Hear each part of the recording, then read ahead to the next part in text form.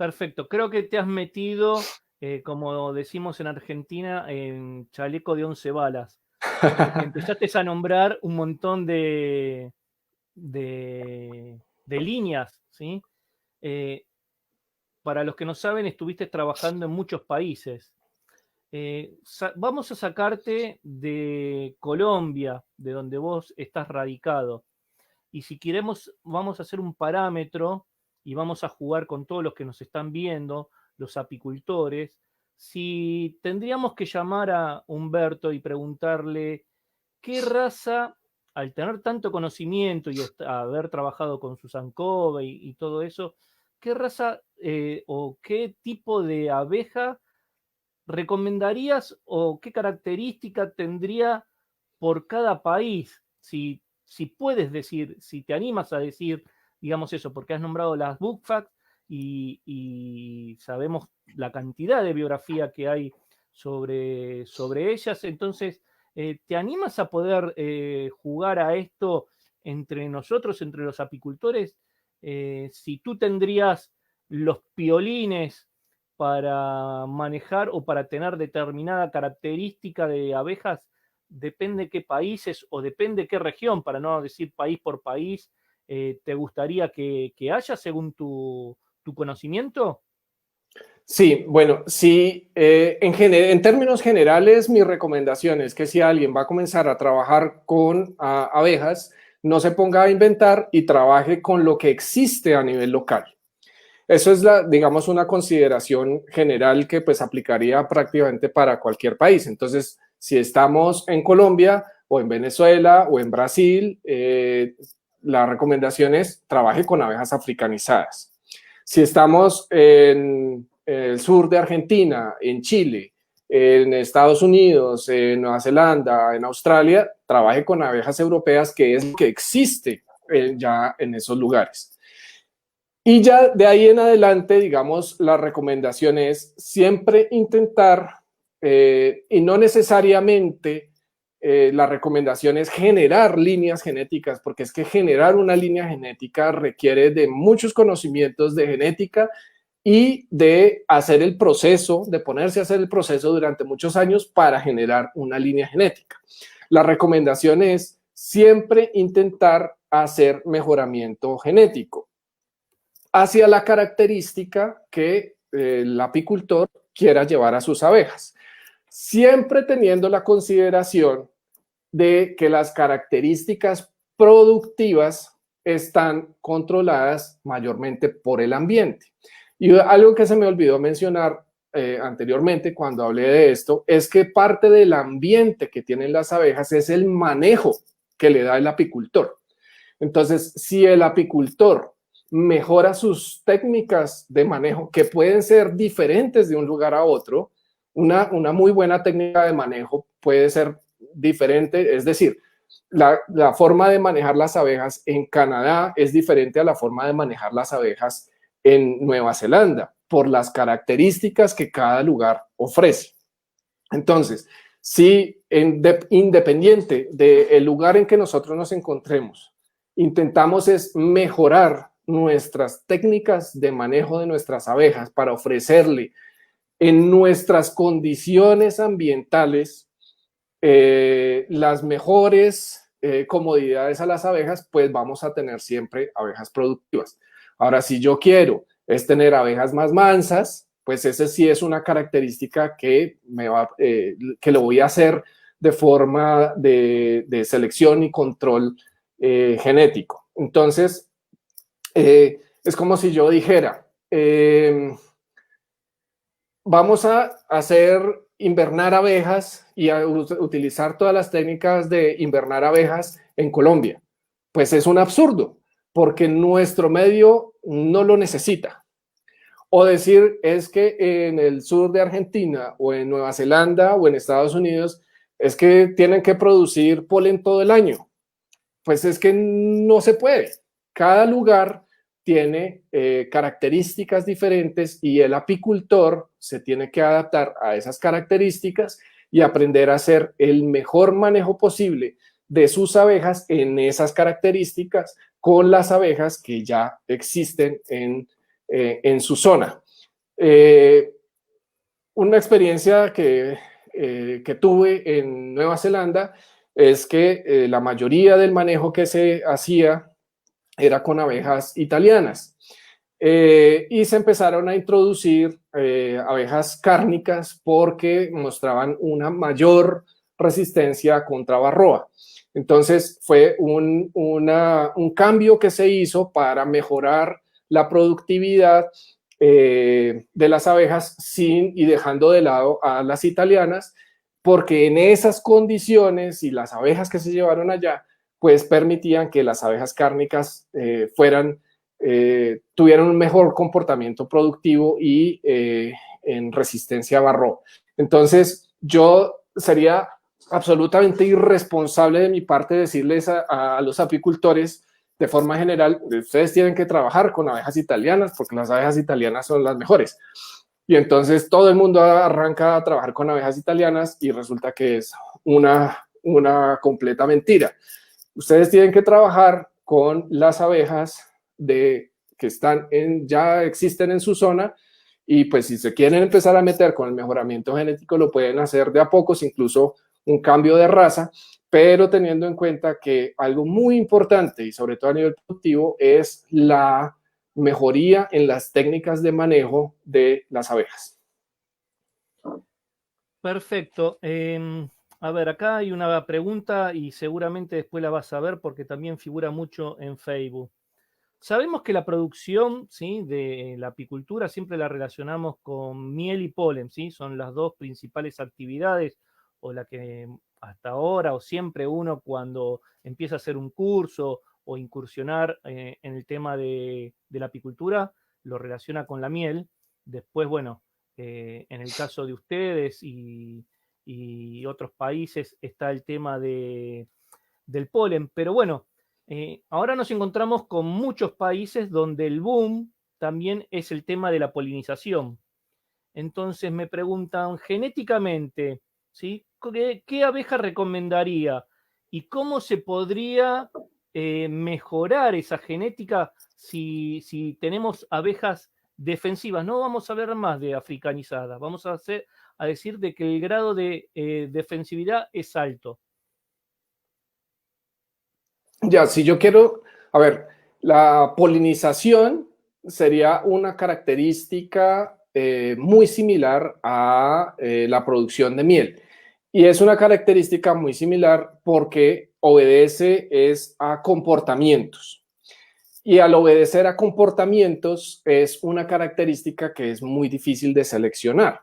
Entonces, yo no necesariamente necesito seleccionar por polinización, sino por alguna otra característica que haga con que las abejas sean muy eficientes polinizando. Entonces, qué sé yo, por ejemplo, el tamaño de la corbícula de la abeja, que es donde la abeja carga el polen. Entonces, esa es una característica física que me permitiría a mí cuantificarla y intentar seleccionar abejas que tengan un área bastante grande de su corbícula y por lo tanto recojan bastante polen, y eso quiere decir que visitan muchas flores y por lo tanto son muy buenas polinizadoras. Pero en general, si yo intento seleccionar es por algún tipo de comportamiento, es un proceso muy, muy complicado en cualquier especie, y pues con las dificultades que tiene la genética de Apis mellifera, pues lo hace mucho más complicado. Y si hablamos de la defensividad, pues lo mismo, es un comportamiento que obedece a la expresión de muchos genes. No hay un gen de la defensividad, sino son muchos genes donde están involucrados, por ejemplo, las glándulas de Nassanov y la secreción de ciertas feromonas y bueno, todo eso que hace con que las abejas sean altamente responsivas de, por ejemplo, la secreción de una feromona y todas acudan a la feromona. Entonces, al ser comportamientos, es muy, muy difícil los procesos de selección.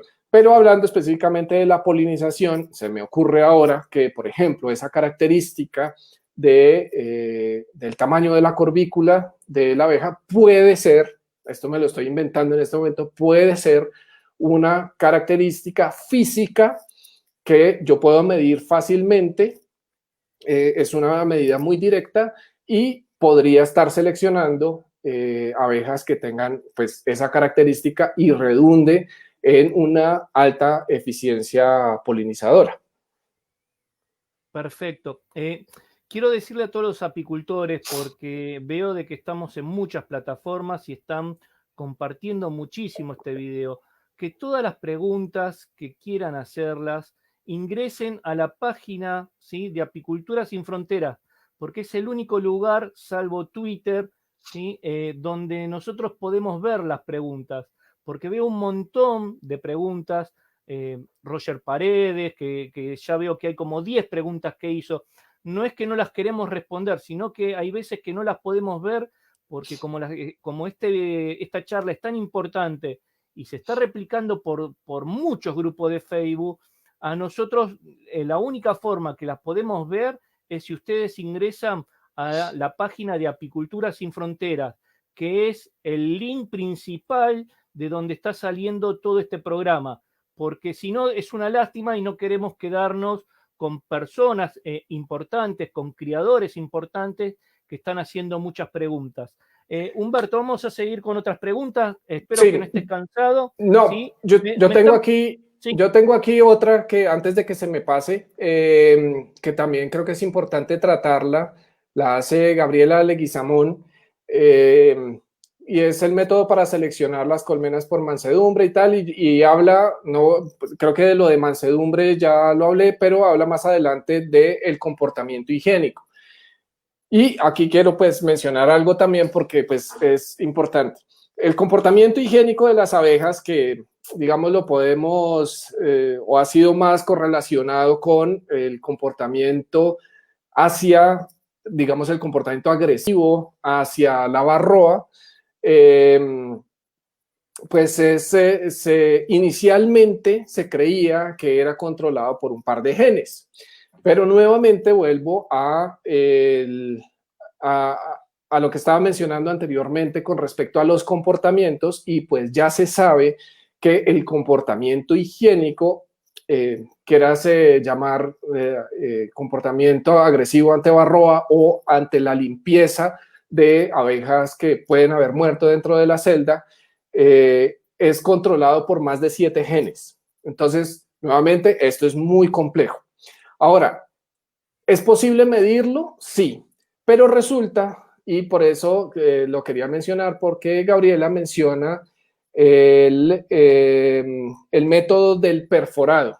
Resulta que el método del perforado es un pésimo método para medir específicamente lo que se quiere medir del comportamiento higiénico, que lo que quiere medir el comportamiento higiénico es la habilidad de detección de las abejas obreras adultas, de detectar qué está sucediendo en el interior de una celda para determinar, por ejemplo, si está infestada con varroa o si la abeja dentro murió, y retirarla. Resulta que este método que se usaba inicialmente, que es el método de la perforación, que es con una aguja entomológica, matar cerca de 100 obreras operculadas que estaban en proceso de metamorfosis, y pues que ese método se usaba inicialmente, pues ya se descubrió que es un muy mal método de determinación, porque resulta que cuando yo hago la perforación física, yo estoy introduciendo un material, yo estoy atravesando el opérculo, estoy matando físicamente con la aguja la abejita que está en desarrollo, y estoy sacando líquidos de esa abeja al exterior. Por lo tanto, las abejas que están por fuera o que están haciendo este proceso están reaccionando a un daño físico que está sucediendo en el opérculo y a la detección de estos líquidos que hacen con que rápidamente retiren estas abejas muertas. Y entonces lo que se presentan son falsos positivos con esta técnica. Entonces, ¿cuál sería la técnica? La mejor técnica, que digamos no es fácil y por eso se usa más en ambientes de investigación, es hacer, matarlas, un área específica que no quiera hacerlo. Generalmente se hace con un tubo de PVC, se inserta ese tubo de PVC que mide más o menos unos 10 centímetros, el tubo de PVC se inserta dentro del cuadro y ese tubo de PVC se rellena con nitrógeno líquido. Entonces el nitrógeno líquido va a congelar completamente esa área sin dañar físicamente ni el opérculo ni la abeja que está adentro. Pero entonces imagínense ustedes, uno ir como apicultor normal, ir uno a sus apiarios y pues ponerse a comprar nitrógeno líquido y hacer esta operación, además de que pues con el nitrógeno líquido hay que tener mucho cuidado y tal, pero pues sería, digamos, la mejor técnica de detección. Entonces, pues por un lado mencionar que el comportamiento higiénico está controlado ya por más de 7 genes, que es lo que se ha detectado a nivel de investigación, y por el otro lado, la técnica que normalmente se usaba, que era por perforación, pues no es una técnica muy confiable para determinar el comportamiento higiénico que tengan las abejas. Y nuevamente, al ser más de 7 genes, pues ya no es 1 o 2 genes que estaban controlando algo, y entonces cuando yo cruzo una higiénica con una no higiénica, pues digamos yo voy a obtener rápidamente o voy a saber los resultados, voy a decir es que mi próxima generación va a ser higiénica, pues resulta que como son 7 genes, la cosa se complica mucho más.